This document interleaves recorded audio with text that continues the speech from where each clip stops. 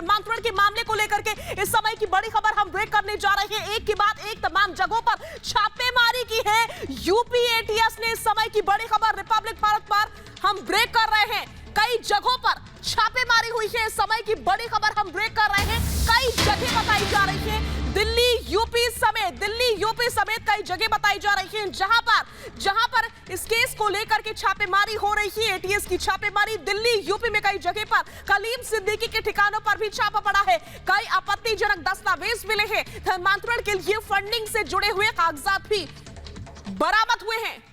और इसी खबर पर ज्यादा जानकारी और बातचीत के लिए सीधा रुख करूंगी मेरे सहयोगियों का।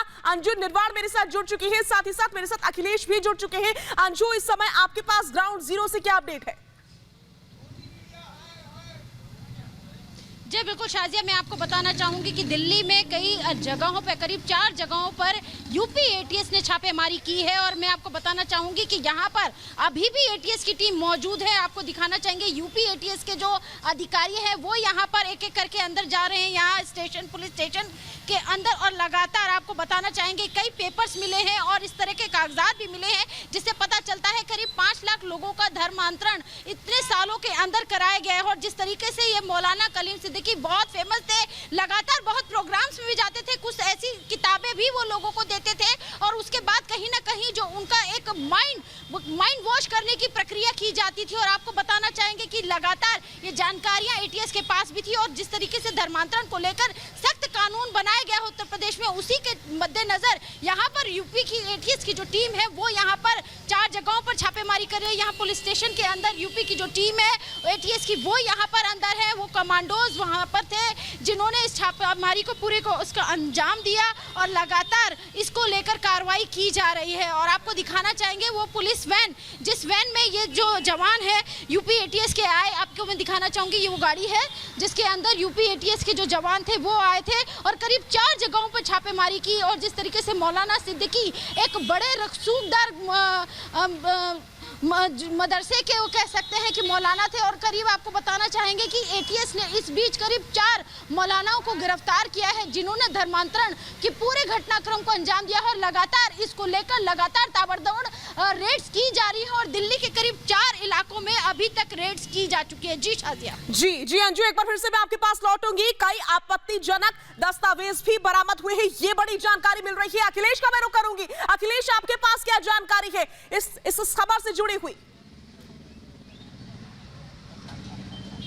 देखिए, जब से कलीम सिद्दीकी को गिरफ्तार किया गया था उसके बाद लगातार जो एटीएस की कस्टडी में पूछताछ हो रही है। कोर्ट ने उनको कस्टडी दी थी। कस्टडी के बाद जो पूछताछ में चीज़ें सामने आई हैं उसको एस्टेब्लिश करने के लिए ये छापेमारी की गई है। और इस छापेमारी में जो बहुत सी बताया जा रहा है कि महत्वपूर्ण दस्तावेज मिले हैं, उनके आधार पर आगे और कड़ियों को खंगाला जाएगा। क्योंकि यूपी एटीएस पे पूरी जिम्मेदारी है कि ये जो पूरा नेटवर्क है उस नेटवर्क का पर्दाफाश करना, क्योंकि उसने लंबा नेटवर्क है जिसके लिए हमें लंबी कस्टडी चाहिए। और कोर्ट ने इसको माना और लंबी कस्टडी दी थी कलीम सिद्दीकी की। उनके गांव जो मुजफ्फरनगर में पड़ता है वहां से लेकर दिल्ली तक कई बार छापेमारी हो गई है और कई लोगों को इस दौरान गिरफ्तार भी किया गया है। तो इस तरह से ये एक पता लगाना सबसे महत्वपूर्ण जिम्मेदारी एटीएस पर है कि इसका नेटवर्क कितना बड़ा था। आपने देखा होगा कि गाजियाबाद में जो सबसे पहले गिरफ्तारी हुई थी उसके बाद धीरे धीरे ये तार एक दूसरे से जुड़ते गए। कई जिले यूपी और पश्चिम उत्तर प्रदेश और दिल्ली के कई इलाके जुड़ते गए और ये सारी चीज़ें खुलकर अब धीरे धीरे सामने आ रही हैं। इसी क्रम में एटीएस ने अब छापेमारी की है।